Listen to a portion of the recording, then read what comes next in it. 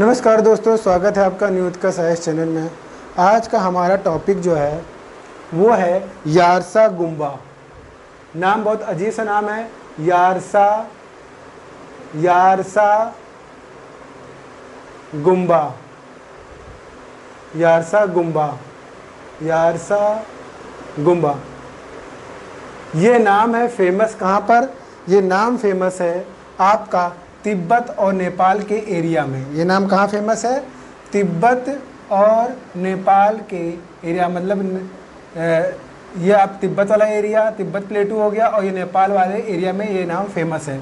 यारसा गुम्बा नाम है। यारसा गुम्बा है क्या? इस नाम का जिक्र क्यों कर रहे हैं हम? बहुत ही इंपॉर्टेंट, आपने नाम सुना होगा कि अभी हाल ही में IUCN international union for conservation of nation, जिसकी स्थापना 1964 में हुई थी और जिसका मुख्यालय जो है ग्लैंड स्विट्जरलैंड में है, उसने अभी हाल ही में यारसा गुम्बा को रेड लिस्ट में शामिल कर लिया है। किस में शामिल कर लिया गया है? रेड लिस्ट में शामिल। बहुत ही इंपॉर्टेंट है, रेड लिस्ट में शामिल कर लिया। अभी थोड़ा सा अजीब लग रहा होगा, जब इसके बारे में एक्सप्लेन करूँ तो आपको अच्छा लगेगा। यारसा गुम्बा को रेड लिस्ट में आईयूसीएन ने शामिल कर लिया है, वो भी किसमें? वल्नरेबल लिस्ट में। कई लिस्ट होती है, अभी लिस्ट का जिक्र कर देंगे हम यहाँ पर। कई लिस्ट होती हैं आईयूसीएन रेड लिस्ट में, कई लिस्ट होती हैं, ठीक है। कई स्टेजेस होती हैं, अलग अलग स्टेजेस में पौधों को, जंतुओं को, किसी प्रकार की जड़ी बूटियों को शामिल किया जाता है रेड लिस्ट में। यदि वो संकटापन्न होती हैं, खतरे में होती हैं, या जल्दी नष्ट हो सकती हैं, या भविष्य में उनके नष्ट होने की संभावना बनी रहती है, तो ऐसी कंडीशन में आईयूसीएन क्या करता है? उनको संरक्षण प्रदान करने के लिए उनको रेड लिस्ट में जारी किया जाता है, और जब वह खतरे के निशान से बाहर आ जाती हैं तो उन्हें क्या कर रेड लिस्ट से बाहर रख लिया जाता है। ये इंपॉर्टेंट है। तो यारसा गुम्बा को रेड लिस्ट में, यारसा गुम्बा है क्या? अब ये इंटरेस्टिंग है, ये जान लीजिए। यारसा गुम्बा जो है बेसिकली जो है एक कीड़ा प्लस एक फंगस यानी कवक, यहां लिख देता हूं कवक, इंसेक्ट और फंगस का योग है। क्या है यारसा गुम्बा? तो एक प्रकार की ये क्या करता है? जड़ी बूटी का निर्माण करता है। जड़ी बूटी का निर्माण करता है, जिसकी कीमत बताई जाती है, मानी जाती है कि इंटरनेशनल मार्केट में, खासकर ईस्ट साउथ एशिया की बात कर रहे हैं। ईस्ट साउथ एशिया में इसकी कीमत सोने की कीमत के बराबर लगभग 1 किलो यारसा गुम्बा, यहाँ रखेंगे हम, यहाँ बता रहे हैं 1 किलो यारसा गुम्बा की कीमत जो है 20 लाख रुपए मानी जाती है। कि जो ट्रेडर्स हैं, जो लोकल ट्रेडर्स हैं, जो यारसा गुम्बा को इकट्ठा करते हैं नेपाल और तिब्बत के जो हिमालय वाला एरिया है वहाँ से, जिसकी ऊंचाई जो है लगभग 3000 मीटर से 5000 मीटर तक है, वहाँ पर यारसा गुम्बा पनपता है, उगता है, ठीक है। और वहाँ से इसको कलेक्ट करते हैं वहाँ से, और इसको इंटरनेशनल मार्केट में ले जाते हैं। तो वहाँ पर लगभग उसकी कीमत 1 केजी कीमत 20 लाख रुपए होती है, ठीक है। ये बताना है मेरा को। और इसको अब ये क्यों आईयूसीएन ने इसको किया है, मैं इसका भी जिक्र करूँगा, पहले इसके बारे में समझ लें। कीड़ा क्या है? कैटरपिलर है।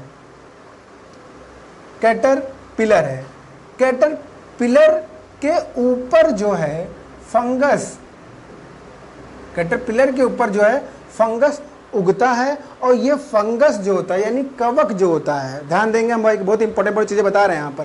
कैटरपिलर जो होता है कीड़ा है, और कैटरपिलर भूमि के अंदर रहता है, जमीन के अंदर रहता है, और उसके ऊपर एक फंगस उगता है, और वो फंगस क्या करता है? कैटरपिलर को मार देता है, मम्मीफाई कर देता है, उसको मार देता है, मार के उसके ऊपर उग आता है। और ये फंगस जो निकलता है, जैसे कि ये मान लीजिए ये है आपका कैटरपिलर जो है, और इसके ऊपर जो है एक क्या नाम है, एक तरह का ये जो है ये कवक उगाया है, और ये क्या है? कैटरपिलर है। ये क्या है? कैटरपिलर है। ये है कैटरपिलर, इसके ऊपर उगाया है ये, ठीक है। इसको अभी मर जाएगा, ये डेड हो जाएगी, है ना। तो ये कवक जो है, इसको बोला गया, इस पूरी संरचना को क्या बोला गया? यारसा गुम्बा बोला गया है। ठीक है, जड़ी बूटी के रूप में ये कलेक्ट किया जाता है। उत्तराखंड में भी, उत्तरांचल में भी इकट्ठा किया जाता है, और नेपाल प्लेटू में भी, और सिक्किम में भी, और इधर नेपाल में भी इसको वहाँ से कलेक्ट किया जाता है, वहाँ की भूमि से कलेक्ट किया जाता है। ठीक है, तो इसका बायोलॉजिकल आप देख रहे हैं इसको। अब यहाँ पर हम देखेंगे कि इसका जो यार्सा गुम्बा, तो वहाँ पर स्थानीय नाम है इसके कई नाम हैं, और यहाँ पे ये देखना है कि IUCN ने इस चीज़ को, ये जो जड़ी बूटी है जिसका नाम यार्सा गुम्बा, किस नाम से इसको वल्नरेबल सूची में शामिल किया है, ये इंपॉर्टेंट है। तो यहाँ पर ध्यान देंगे, इसको बोला गया Chinese caterpillar fungus. Chinese caterpillar fungus के नाम से IUCN ने इसको रेड लिस्ट की वल्नरेबल सूची में शामिल किया है। ये चीज़ इंपॉर्टेंट है। और इसका जो साइंटिफिक नेम है, इसको याद रखेंगे, वो है ओफियोकोर्डिसेप्स सिनेसिस नाम है इसका। ओफियोकोर्डिसेप्स सिनेसिस नाम है इसका। कॉर्डियसेप्स फंगस। अब यहाँ पर इंपॉर्टेंट टर्मिनोलॉजी जो है मैं आपको समझाना चाहता हूँ, यहाँ पे देखेंगे। अब इतनी चीज़ें आपको समझ में आ गई। अब कॉर्डियोसेप्स सिनेसिस, कॉर्डियसेप्स फंगस हम कह रहे हैं,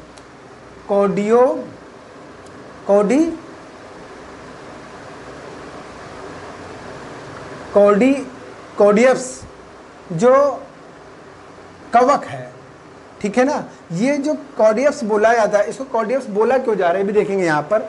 कॉर्डियप्स इसलिए बोला जा रहा है, इसकी एक परिभाषा ये है कि ऐसा फंगस जो किसी कीड़े के ऊपर उगता हो उसे कॉर्डियप्स बोला जाता है। ठीक है, ऐसा फंगस जो कीड़े के ऊपर उगता है, मतलब एक तरह से क्या है, पैरासाइट है। पैरासाइट रिलेशन के कारण ही ये एक तरह की जड़ी बूटी का निर्माण बनता है, जिसे यार्सा गुम्बा कहा गया है। और जो कि IUCN ने जिस नाम से लिस्ट किया है इसको, वो चाइनीज कैटरपिलर फंगस बोला गया। ऐसा क्यों? क्योंकि शुरुआत में जो इसकी जो बिक्री शुरू हुई, जो इसके जो मार्केट जो शुरू हुई चाइना में शुरू हुई, तो कह सकते हैं 2000 ईस्वी में इसकी शुरुआत क्या गया, चाइना में ही की गई थी। ये मतलब कि पूरे वर्ल्ड में फेमस चाइना से ही हुआ, इसीलिए इसका नाम पड़ गया चाइनीज कैटरपिलर फंगस। ठीक है, तो इसी के नाम से कर लिया। और इसका जो साइंटिफिक नाम है वो नाम है ओफियोकोर्डिसेप्स सिनेसिस नाम है। कॉर्डियोसेप्स सिनेसिस, कॉर्डियोसेप्स नाम है। ठीक है ना, यहाँ पे देखेंगे तो कॉर्डियोसेप्स का मतलब समझेंगे, मतलब कि ऐसा फंगस जो किसी कीड़े के ऊपर उग आता हो।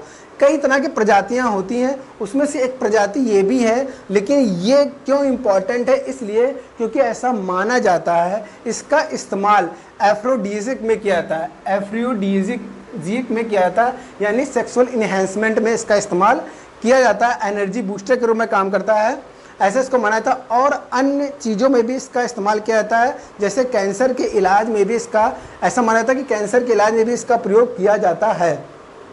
हालांकि इसकी जो बिक्री पर रोक लगाई गई है, भारत के अंदर इलीगल माना गया है इसकी बिक्री को। फिर भी यहाँ के जो उत्तरांचल के लोग हैं, फिर भी क्या करते हैं, ये जाते हैं जून जुलाई के महीने में, जब वहाँ की बर्फ़ पिघल जाती है, हिमालय जो एरिया होता है हिमालय की बर्फ़ पिघल जाती है, जहाँ पर इस जगह पर जो हिमालय बर्फ़ पिघल जाती है, यहाँ नेपाल के कुछ हिस्सों में, तो वहाँ पर ये जो तो उनकी एक इन्वायरमेंट क्रिएट होता है, एक ऐसा वातावरण बनता है जहाँ पे ये उग पाते हैं। ठीक है, ये उग पाते, पनप पाते, तो वहाँ से ये लोग क्या कलेक्ट करते हैं और उसको इंटरनेशनल मार्केट में, मतलब कि इस साउथ एशिया में इसको क्या करते हैं, बेच पाते हैं लोग वहाँ के लोकल, और इससे अपना जीवन यापन करते हैं, अपनी लाइफ स्टाइल को इम्प्रूव करते हैं। इतना चीज़ें समझिए आप लोग। तो यहाँ पर ये चीज़ इंपॉर्टेंट हो गई। अच्छा, अब रेड लिस्ट में जारी किया, इसका वल्नरेबल लिस्ट मतलब खतरा है इसके ऊपर, ऐसा IUCN ने महसूस किया। तो IUCN ने जब महसूस किया, ऐसा क्यों महसूस किया कि ऐसा इसलिए क्योंकि जो पूरे विश्व में आप जान ही रहे हैं कि ग्लोबल वार्मिंग का दौर चल रहा है। CO2 की मात्रा हमारे वातावरण में बढ़ रही है, जिसके कारण ग्लोबल वार्मिंग हो रहा है, और मौसम का जो चक्र है वो बिगड़ रहा है। जिसके कारण से क्या होता है, जो इसका इन्वायरमेंट है, जिसको उगने के लिए जो वातावरण चाहिए, जो पैसे जाती है, वो क्या होती है, ढंग से क्या होती है, पनप बनती नहीं है। जिसके कारण से इसका जो उपज जो है, उपज जो वो कम होता जा रहा है और लोग इसके लालच में अपने जीवन यापन को अच्छा बनाने के लिए, पैसे ज़्यादा इकट्ठा करने के लिए इन इलाकों में लोगों की क्या संख्या बढ़ती जा रही है कि वहाँ से कलेक्ट करें, इंटरनेशनल मार्केट में बेचें, जिसके कारण से इनका जो हैबिटेट, जो यहाँ पे जो इनका हैबिटेट एरिया जो है वो धीरे धीरे डिस्ट्रॉय हो रहा है और इनकी संख्या जो काफ़ी ज़्यादा हुआ करती थी कभी, अब वो धीरे धीरे क्या हो रही है, रिड्यूस हो रही है, कम हो रही है। ठीक है, इसको क्या किया IUCN ने अपने उसको उस पर नज़र रखी और जो देखा कि ऐसा स्थिति हो रही है कि ये एक तरह के वल्नरेबल स्पीसीज़ के रूप में उभर के आई है, इसको हमको संरक्षण देना चाहिए क्योंकि इसका इस्तेमाल अलग अलग चीज़ों में हो रहा है, मेडिसिन में भी इसका इस्तेमाल किया जा रहा है। अब हम लोग यहाँ देखेंगे कि जो यार्सा गुम्बा है इसको किन किन नामों से जाना जाता है, तो देखेंगे इसको क्योंकि ये हिमालय के एरिया में इसका ये पनपता है, इसलिए इसको हिमालयन वाइग्रा के नाम से भी जाना जाता है। उसके बाद जैसा कि मैंने बताया कि IUCN ने इसको किस नाम से, ये इंपॉर्टेंट है, IUCN ने किस नाम से इसको वल्नरेबल सूची में शामिल किया, तो वो चाइनीज़ कैटरपिलर फंगस के नाम से। बात सुनेंगे आप लोग, ध्यान देंगे, जो मैं बोल रहा हूँ बहुत इंपॉर्टेंट है। और यार्सा गुम्बा जो इसका स्थानीय नाम है, जहाँ पर लोग कलेक्ट करने जाते हैं उसको यार्सा गुम्बा के नाम से जानते हैं। और चौथा जो है जो कि उत्तरांचल के लोग जब जाते हैं तो उसको किस नाम जानते हैं, कीड़ा जड़ी कहते हैं। कीड़ा जड़ी मतलब जड़ी बूटी और कीड़ा मतलब कीड़े से उगता है, इसलिए कीड़ा जड़ी बूटी नाम से उसको नाम रखा गया उत्तरांचल में। तो ये इम्पॉर्टेंट है। दूसरा इसको ध्यान देंगे कि ये एक ऐसी प्रजाति है, जैसे हम कह रहे हैं कि इसको वल्नरेबल सूची में शामिल किया, क्या यहाँ पर कीड़ा है और कीड़े के ऊपर कवक उग रहा है, तो क्या इस तरह से हम इसको लेबोरेटरी में या कृत्रिम रूप से इसको बना सकते हैं, इसका कल्चर कर सकते हैं कि नहीं कर सकते? तो इसको लेबोरेटरी में ले जाके हम लोग इसका कल्चर नहीं कर सकते, इसको बनाया नहीं जा सकता, फिलहाल अभी वर्तमान में तो नहीं बनाया जा सकता, जिसके चलते IUCN ने और इसको मतलब अच्छे से इसको समझा और इसको रेड लिस्ट में शामिल कर लिया। यहाँ पर हम देखेंगे कि 2000 और 1990 के जो सिडनी का ओलंपिक हुआ था उसमें चाइना के जो प्लेयर्स थे उन्होंने इसको क्या यार्सा गुम्बा को जूस के रूप में मतलब इसको ग्रहण किया था, इसको लिया था और उन्होंने बताया, फिर जब इनकी डोपिंग टेस्ट हुआ तो हालांकि इनको बाहर निकाल दिया गया, मगर इन्होंने बताया क्या, अपना जो एक्सक्यूज़ दिया उन्होंने बताया कि हम तो यार्सा गुम्बा लेते थे जूस के रूप में, हमें क्या मालूम था कि ये एक तरह से डोपिंग चार्ज में हम फंस जाएंगे भविष्य में।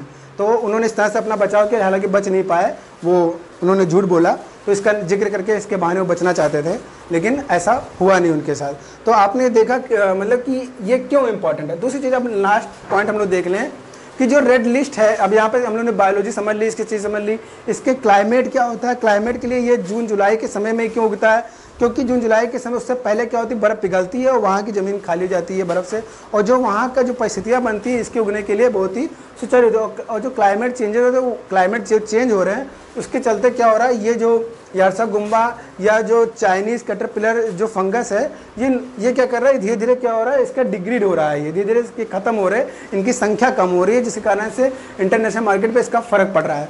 इसीलिए अच्छा, अब यहाँ पर देखेंगे कि जो IUCN ने जो है जो रेड लिस्ट जारी किया, हमने कहा वल्नरेबल लिस्ट है, तो कई लिस्ट होती है, उन लिस्ट के हम चर्चा कर लेते हैं, आपको खैर पता होगा यहाँ पर। तो लिस्ट में एक है नॉट एवेल्युएटेड, मतलब एनी एक लिस्ट होता है, एक होता है डाटा डिफिशिएंट DD लिस्ट होती है, एक होता है लीस्ट कंसर्न होती लिस्ट होती है, एक होता है नियर थ्रेटन, जो बहुत ही नज़दीक से बहुत ज़्यादा मतलब कि नियरली बहुत ज़्यादा वो क्या है कि उनके ऊपर संकट आने वाला है। यह वल्नरेबल जिसको ऐसा गुम्बा शामिल जिसमें किया गया है। इंडेंजर स्पीसीज, आप सुनते हैं कि इंडेंजर स्पीसीज के रूप में इसको शामिल कर लिया गया रेड लिस्ट में। नेक्स्ट होता है क्रिटिकली इंडेंजर्ड, जो होते हैं बहुत ही ज़्यादा इंडेंजर्ड होते हैं क्रिटिकली, कि बस अब समाप्ति होने वाले हैं। और एक होते हैं जो बिल्कुल समाप्त हो चुके होते हैं, जो कि जंगलों में नहीं पाए जा रहे, EW लिस्ट हो जिसे बोलते हैं, इंस्टिंक्ट इन द वाइल्ड। ठीक है, तो ये इतनी लिस्ट होती है रेड लिस्ट में जारी के, और उसी हिसाब से क्या करते हैं, IUCN पर निगरानी रखता है और रोक लगाता है लोगों के ऊपर कि इस पर इसका व्यापार का इलीगल व्यापार ना हो पाए, इलीगल व्यापार ना हो, और इसको उस हैबिटेट को बचाया जा सके, संरक्षण दिया जाए। जैसे कि हम लोग देखते हैं कि पश्चिमी घाट वगैरह जो है उसको भी संरक्षण देने के लिए भी IUCN ने उसको अपने में शामिल किया है। ठीक है ना, तो ये चीज़ें हैं। तो हमने कभी यहाँ पे चीज़ देख लें, जब हम ये बता रहे थे कीड़े का जिक्र कर रहे थे, तो जब कवक का जिक्र कर रहे थे, यहाँ पे एक चीज़ इंपॉर्टेंट है, लास्ट पॉइंट जो बता रहे हैं आप लोग को, कि जो कीड़ा होता है उसको एंटोमोलॉजी के अंदर इसका अध्ययन किया जाता है। और जो कवक होता है उसको माइकोलॉजी के अंदर अध्ययन किया जाता है। तो ये याद रखेंगे, यहाँ से परीक्षा में प्रश्न आ जाता है कि इसके अंदर कि कीड़े का अध्ययन किसके अंतर्गत किया जाता है, एंटोमोलॉजी के अंतर्गत किया जाता है, और माइकोलॉजी में कवक का अध्ययन किया जाता है। और एक तरह से ये मिक्स मॉर्फोलॉजी है, जो मतलब जो ये पूरा जो ये स्ट्रक्चर ऐसा गुम्बा का ये मिक्स मॉर्फोलॉजी है, यानी एक तरह से कह सकते हैं पौधे का और कीड़े का मतलब कि एक पैरासाइट्स के रूप में ये उगते हैं, इसीलिए मिक्स मॉर्फोलॉजी के अंतर्गत इसको स्टडी किया जा रहा है। और बाकी दो अलग अलग चीज़ें किस तरह से स्टडी करते हैं वो मैंने आप लोग को बता दी। उम्मीद करता हूँ कि ये वीडियो काफ़ी यूज़फुल होगा आपकी आगामी परीक्षा के लिए और आपको काफ़ी पसंद आया होगा। इसलिए इस वीडियो को अधिक से लाइक करें, शेयर करें, सब्सक्राइब करें, कमेंट भी करें। कमेंट बहुत कम आते हैं, हम देखते हैं कमेंट आते नहीं हैं, लाइक भी बहुत कम आते हैं हमारे हिसाब से, क्योंकि बहुत ज़्यादा व्यू नहीं मिलते, इसके अंदर शेयर भी नहीं किया जाता होगा। तो अधिक शेयर करिए जिससे हमारा मनोबल बढ़े और आपको मैं डिटेल में लेके जाऊँ, ठीक है। और चीज़ें मैं और डिटेल बनाने का प्रयास करूँ जिससे आपको एक ही टॉपिक से कई चीज़ें आपको जोड़ के बता सकूँ। जैसे मैंने यहाँ पर एक टॉपिक जो उठाया मैंने अरसा गुम्बा, लेकिन इससे जुड़ के मैंने कितनी चीज़ें आपको बता दी यहाँ पर, ठीक है। तो उम्मीद करता हूँ ये वीडियो आपको काफ़ी पसंद आया होगा, इसलिए वीडियो को अधिक से लाइक करें, शेयर करें, सब्सक्राइब करें और नेक्स्ट वीडियो में मिलेंगे। नेक्स्ट टॉपिक हमारा होगा, आगे देखेंगे हम लोग कोई नए करंट अफेयर का टॉपिक, बहुत ही अच्छा टॉपिक लेके आएंगे आपके लिए। तो उम्मीद करता हूँ वीडियो काफ़ी पसंद आया होगा। धन्यवाद।